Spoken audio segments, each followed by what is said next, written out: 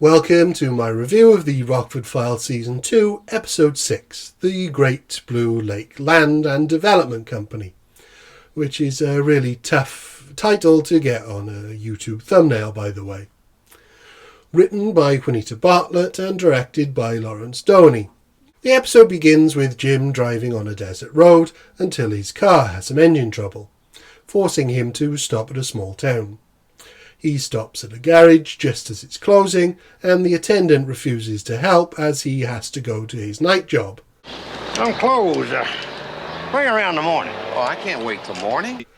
Jim has some important papers he needs to store securely, so the attendant directs him to the land office as the town doesn't have a bank. I picked up some bail money for a client and they gave it to me in cash. It's $10,000. The land office salesman, Murray Johnson, is reluctant to let Jim use the safe, so Jim offers him $50 to store the $10,000 in bail money he has on him. The salesman agrees, and Jim, being a naturally cautious man, follows him to his home. It's a fairly nondescript opening that is clearly suggesting something is going to happen to the money, and while that's fine, it might have been an idea to put a red herring in to suggest that the storing of the money was incidental and there's actually something else that's going to happen. As sure enough, when Jim arrives at the land office the next day, the salesman is not there, and neither is Jim's $10,000. The manager, Mr. Hart, knows nothing about it, denying that Murray Johnson even exists. You come in here waving a phony receipt, signed by someone I've never even heard of, and I'm supposed to give you $10,000. Hart goes so far as to threaten Jim and calls in the sheriff, which Jim is all too happy to see. The sheriff is played by Dana Elcar, our Columbo connection for this episode, as he also appears in Any Old Port in a Storm. I remember, it took him a little longer because his secretary came in and he was talking to her. He mentioned that.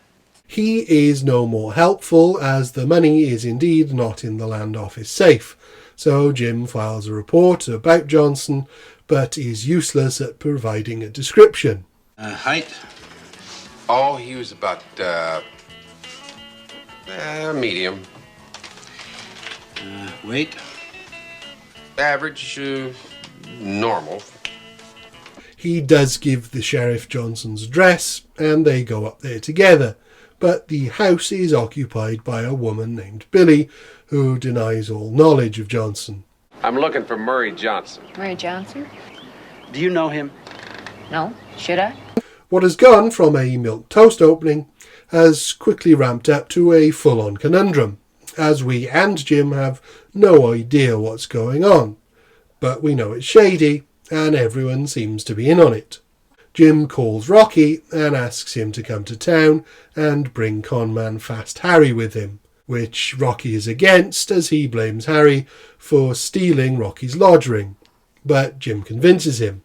Fast Harry? I wouldn't bring him to a chicken fight. Whether the writers considered bringing Angel in as the ringer for this is unclear, as Harry seems just as untrustworthy as Angel, but due to the nature of the scam, it seems unlikely his character would suit the job. Of course, Stuart Margolin might have been busy. Either way, Harry is another interesting shady friend for Rockford to call on, and they go to work immediately, with Harry getting a job as a salesman at the land agency and Rocky acting as a prospective client. The land they're selling is currently a desert wasteland, being developed as a huge town with a lake they're also planning to insert. Rocky knows it's a scam and wants Jim to take the scam down, but Jim just wants his money back. Now, stealing's bad enough, but stealing what a man spent his whole life to save. You know, Jimmy, I was thinking, as long as we're here anyway... The answer is no. And he may well get it, as Hart shows up with an apology and a tall tale accompanying Jim's $10,000, as well as a little bonus for him if he drops any charges. Jim is having none of it, but Hart sells him a convincing sob story, and Jim says he'll think about it. After Hart's gone, Rocky makes his own plans to get Jim to stick around and break up this real estate scam, and Harry wants to stay as he's got a good chance of making good commission off selling phony real estate. Oh, well, it's not a big deal, really. The land is good, I guess. They haven't run any tests there in years. Tests? Jim leaves them both behind, but is quickly picked up by the sheriff, accused by Hart of stealing the $10,000 from the murdered corpse of Murray Johnson, whose real name turns out to be Terry Birch.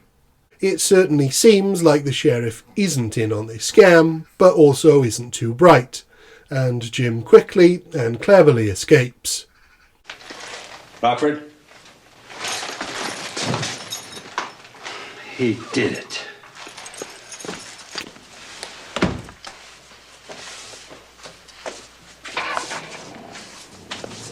These twists and turns all work seamlessly together, and it gives us a chance to see more of Jim at work in various tricky situations, but never actually intending to bring Hart down until Hart pushes him into it.